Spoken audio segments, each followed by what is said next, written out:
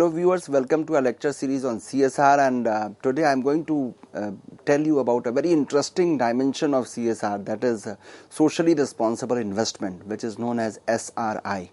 And people at times they think that can investment also be responsible? Can we take care of social responsibility when we talk about investment also? Is it possible? Can my investment also be socially responsible? Answer is yes. So I'll be telling about what exactly we mean by the social responsible investment, what are the investment objectives which are identified in the financial literature for individuals, what exactly the academicians have to say about this very topic of socially responsible investment, and then what literature says, and eventually we'll talk about what are the ways and means to implement this socially responsible investment. So let us first talk about the socially responsible investment, SRI. CSR basically concerns that companies and other institutions, they do in respect to wider goals than just satisfying their shareholders' need for financial returns. And there is an opposite dimension to CSR, the perspective of investors themselves. So why do not necessarily always seek to who do not necessarily always seek to maximize only financial returns? So here we look at CSR from a very different point of view, the investment that is socially responsible as well as aimed at financial return. So we are talking about a way of investing your capital where it not only provides you the rate of return or significant return on investment, but you are also investing responsibly. That is in a project which is socially responsible. So my dear learners, here we are going to look at the proposal, the project in which we are investing, whether the outcome of that project is socially responsible or not. And there are different dimensions to that. There are some ethical dimension to that, there are some legal dimension to that. So we'll actually have a discussion, a deep discussion on this very topic, that how to ensure that my investment is socially responsible. And when I say socially responsible, I mean to indicate towards the responsibility, the way this project is going to have its impact on society at large. So that is what we mean by the term socially responsible investment in broad terms. What is investment? We all understand the amount which I am going to invest into some of the project. So it involves the commitment of a capital sum for financial benefits to be received in future in the form of an income inflow or capital gain or a combination of both. We all have gone through the term capital, the investment plan, that is capital budgeting, wherein we decide we find the best proposal by analyzing different proposals. We try to select the best one, and the method of NPV is one of the very popular method in capital budgeting or capital expenditure decision. So there we look at the financial aspect of investment only, that whether it is beneficial in terms of ROI or not. But here when we talk about the socially responsible investment, my objective is not only to ensure the ROI, the requisite quantum of ROI, but I also wish that my investment should be socially responsible. It should not harm the society in any manner. So in economic theory, the investment utilizes capital for maximum possible return, and usually we use discounted cash flow technique to determine a NPV, or what you call as net present value. So let us first start with the investment objectives which are identified in the financial literature for individuals. What can be the possible investment objectives? So though the investment objective is the first and the foremost objective is to generate savings for future needs, including retirement. If I take the investment objectives for individuals, that my basic aim or focus is to generate savings for my future needs, including retirement, that after I complete my services, and how to generate savings for my future requirements. The second one is to create investment income. I have invested somewhere, I want to create some investment income. So apart from my routine income, I also generate some investment income. Third one is to safeguard capital. While investing my capital into different ventures, the second very motive after ROI is the safety of my capital, whether my capital is safe or not, and generally to have a balanced and appropriate portfolio. as well as for speculative gains. So at times you may think of having speculative gains, but to safeguard the capital is the ultimate motive after having your ROI, that is called return on investment. So investment objectives which are identified in the financial literature for individuals, they indicate that you should not get surprised when the pure equity returns are the highest, because the risk is high there. So of course it is going to give the best of returns, and secured bank lending is going to give me the lowest return, that is called the safety is on the higher side, but return is on the lowest side, and that is something which is very normal. And we all know that higher the risk, the better the gain is, and at least in theory it is, and over the long term it holds true that along with the risk and the gain, they go hand in hand. If the risk is on the higher side, of course the gain is going to compensate that risk which you are taking for your business enterprise. Now coming back to the definition part of SRI, that is socially responsible investment, how do we define? So my dear learners, all investment is socially responsible to some extent. Most people and organizations, they have some limits on what they are prepared to basically invest their capital. They are basically investing their capital for the sake of some returns. They need some lucrative results, but of course somewhere in the back of their mind there is a presence of this attitude of acting responsibly, that whatever investment in which, whatever venture in which I am investing my capital, whether it is acting responsibly or not. So in practice the majority of investment, they does not breach such limits, and they basically take care of the the responsible aspect of their investment also. So investments are sufficiently removed from people's ability or willingness to spend the time. So just as there is no single approach to SRI, there are different approaches. There is no single term to describe it, because this the basket of social responsibility is very vast, very large. So you cannot limit it to one term. But of course every term has its own relevance depending on the need and the environment, the need of the hour, and whatever the environment demands for, whatever the conditions with which your country is fighting with. So you have to understand that what is the responsibility of society as of now. So what may be my responsibility today, it may become a gone problem tomorrow. So today suppose I am focusing on some issues with which my society is literally fighting, and tomorrow those issues may be resolved and there is no need to consider that area as an area of investment. So likewise there is no single term to describe this term SRI. Depending on their emphasis, investors, they use certain labels called community investing. There are different terms which I am going to put in front of you. Some people call it community investing when you are taking care of the entire community in which you are living. So when we look at the welfare of community, we call it community investing, where we invest for the welfare of the community also. Ethical investing, when we look at the ethical aspect of investment, the ethical side of investment, we call it ethical investment, which means you are maintaining a distance from the unethical investment parameters or options. Sometimes when you look at the environmental aspect of investment, we call it green investing. If your focus is on taking care of the environment or the atmosphere, you call it green investing. There can be impact investing when you want to make some impact. When you want your investment to be impactful, it can be called as impactful. It can be mission related investing if you are on a mission. It can be responsible investing. It can be socially responsible investing. So why these these many terms are used to define SRI?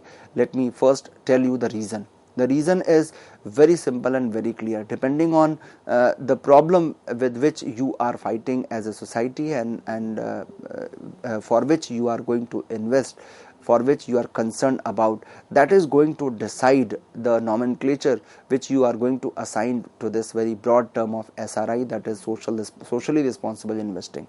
So when I am looking at the environmental aspect, or I am looking at ethical aspect, or I am willing to be impactful or mission related investing, I am going to call it, in all these terms, what I am doing, I'm basically trying to act responsibly in terms of my investment. I want my investment to be to act responsibly. I want my project to be a responsible project where I don't cause any harm to the society at large.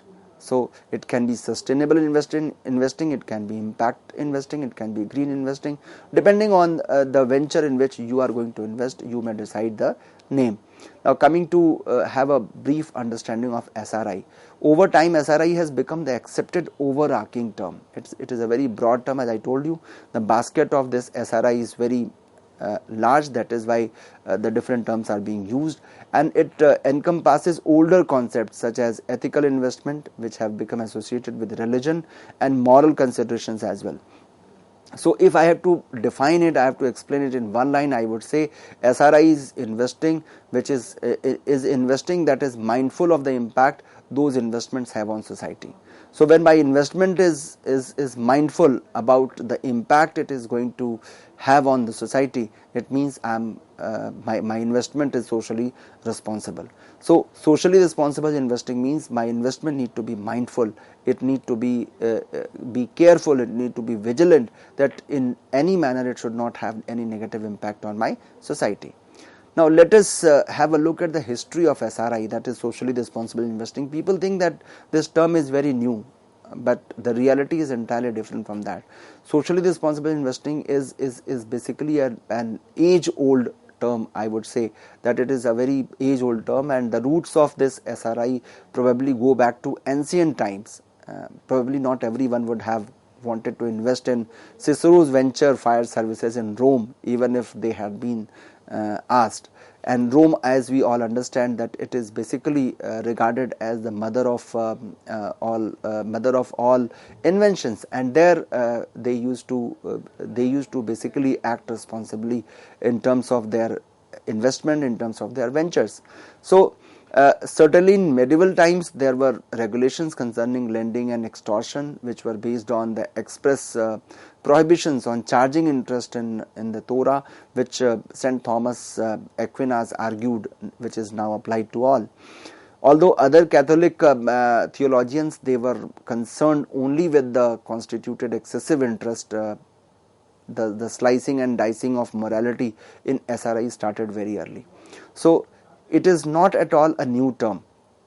The earliest concrete reference, if I look at the relevant literature on SRI, if we dig the concerned literature on socially responsible investing to find the roots of it, that from where it originated, from where it emanated, we find that the earliest concrete reference to this this basic investment allocation, it was based on extra financial criteria, and it is found in the Quaker movement and their avoidance of investments in slavery in the 17th century.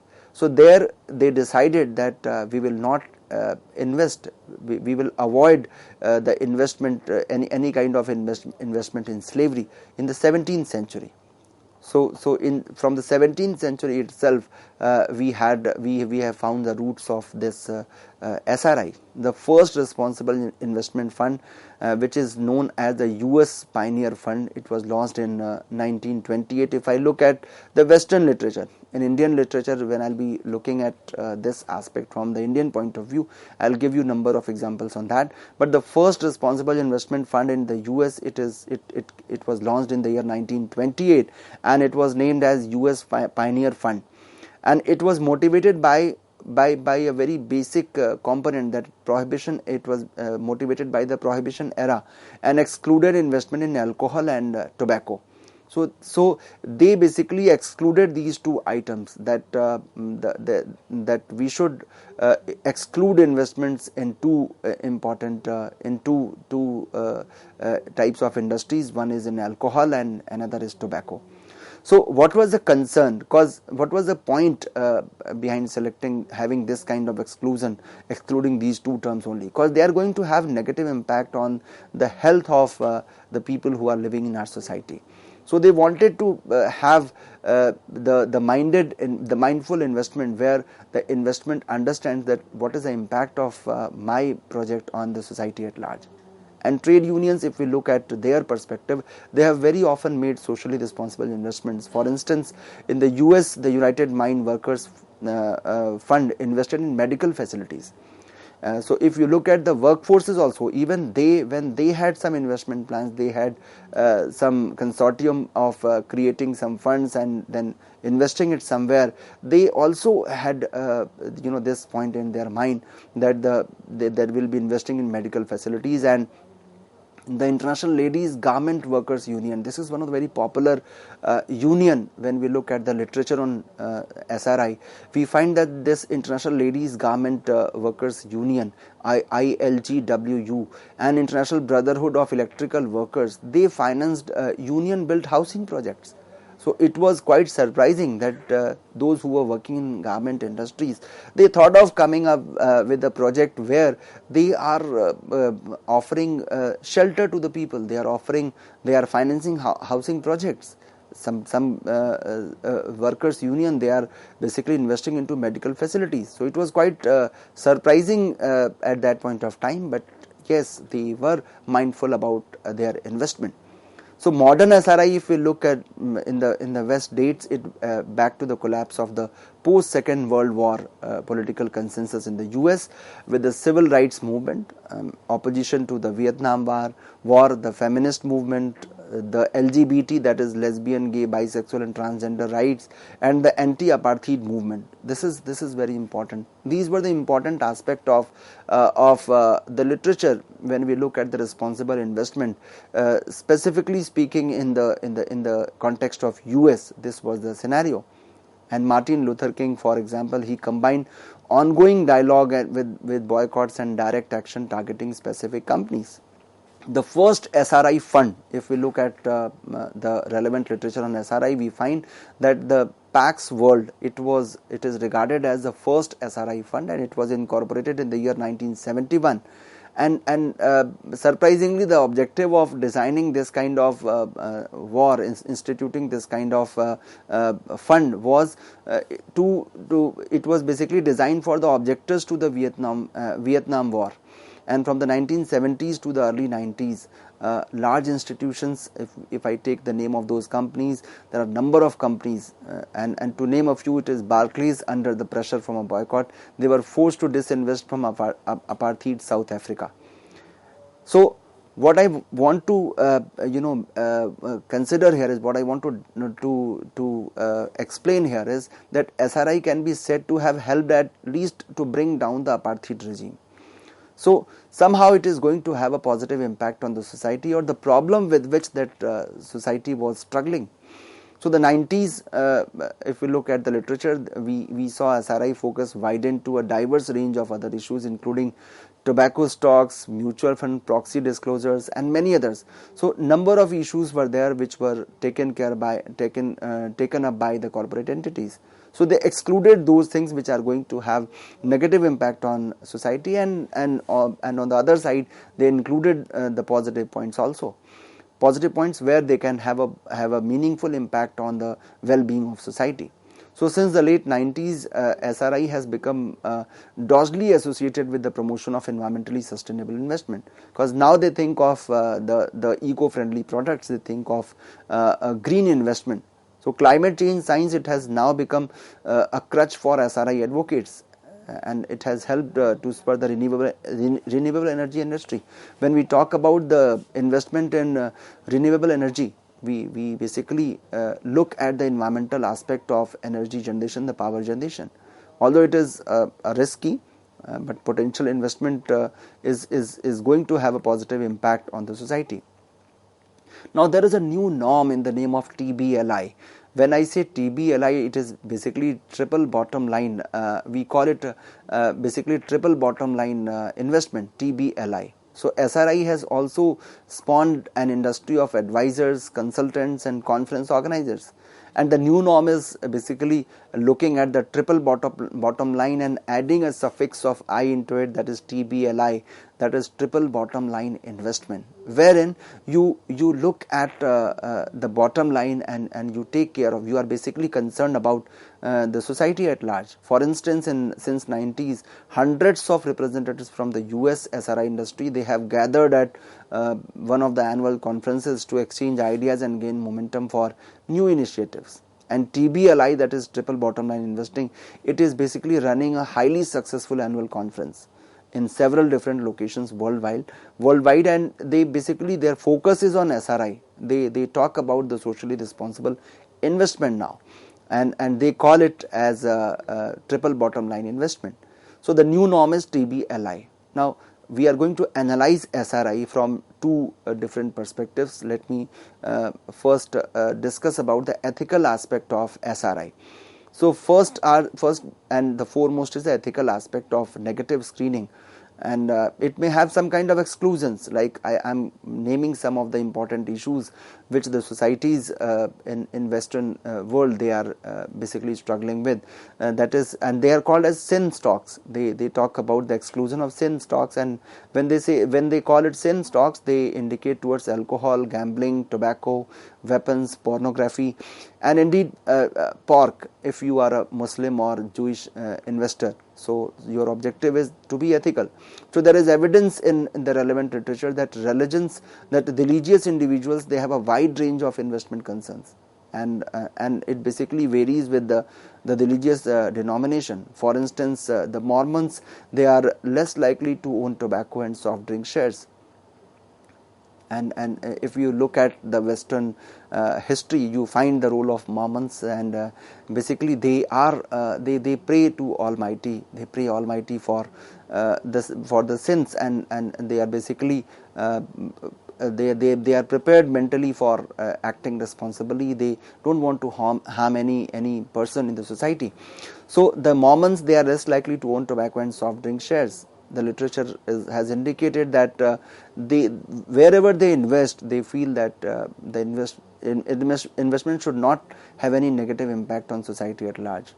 And big pension fund act, if we look at that, the California Public Employees Retirement System, they excluded tobacco stocks in the year 2000 by simply keeping this thing in mind, that the tobacco industry may give me the higher return, but what about those who are going to have the life-threatening impact on their life, those who are going to have threat to their life by consuming that tobacco. So the objective was to generate ROI, but not at the cost of human being, not at the cost of society. And by 2012, almost half of the Europe's total asset under management, they had negative screening policies in place. Having said negative screening policies, means to exclude those points, those investment options which are going to have negative impact on society. And the policy specifies the exclusion of companies involved in manufacture of certain types of weapons, the most common being those subject to the international conventions on cluster munitions and anti-personnel mines.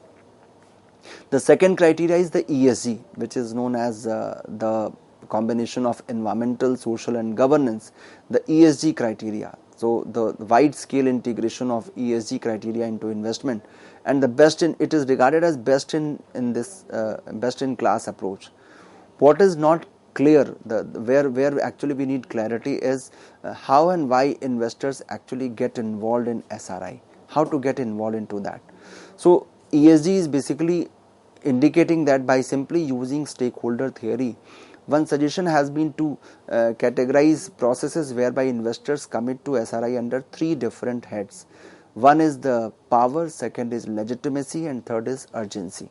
So power, legitimacy and urgency, these are three heads in which the investors they basically commit to SRI, the process whereby investors commit to SRI. But the reality is probably much more messy, much more complex. Particular individuals evidently play a role in sponsoring organizations' commitment to SRI. Now, there are certain ESG principles which we expect from a corporate entity to adopt if they are really willing to look at their investment, which are supposed to be socially responsible. They tend to be qualitative and not readily quantifiable in monetary terms. For instance, corporate governance and workplace safety. They should relate to externalities not well captured by the current market mechanism. For instance, you have to be cautious about the pollution which you are going to emit. So there has to be a treatment of emissions which you are creating. They relate to wider elements of the supply chain. For instance, the services, the products and suppliers, you have to look at them. They have a medium to long term horizon. For instance, climate change, human capital, demography, that can be a principle of investing in terms of ESG. They are increasingly the subject of policy and debate by legislators and regulatory agencies. Now, what is the way the companies can exhibit sustainable and responsible behavior? They can exhibit so not only by their words but also by the actions. They can exhibit sustainable and responsible behavior and are generally committed to good practices within one or more factors, which I am going to tell you here. First is corporate governance, or you can do it by simply having an independent director on your board. We can talk about sustainability and related reporting. We can have political involvement.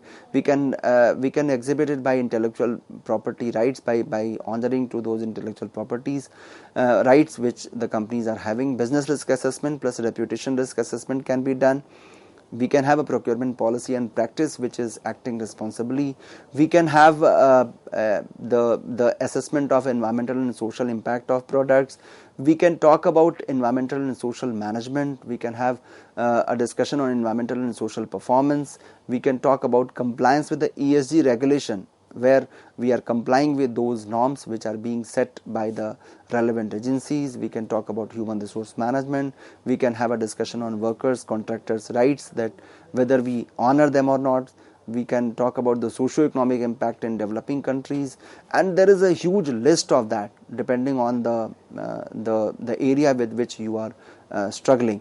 So screening is primarily based on ESG criteria. It has been developed through international bodies such as the United Nations Global Compact, the ILO, and the United Nations Children's Education Fund, that is UNICEF, and there are a number of institutions which form the UN family, that is United Nations Human Rights Commission, and probably most widely known and used are UN Principles for Responsible Investment, which is an investor initiative which and that covers ESG issues. So in the next lecture of mine, I'll be telling you about those important PRIs, that is Principles for Responsible Investment, and which are issued by the UN.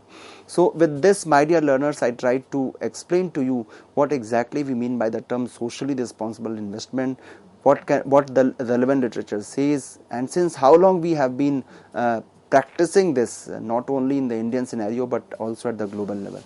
I hope you must have enjoyed today's lecture of mine. With this, I am ending today's lecture. We'll see you with some other dimensions of this very topic, that is SRI, in the next lecture of mine. Thank you so much.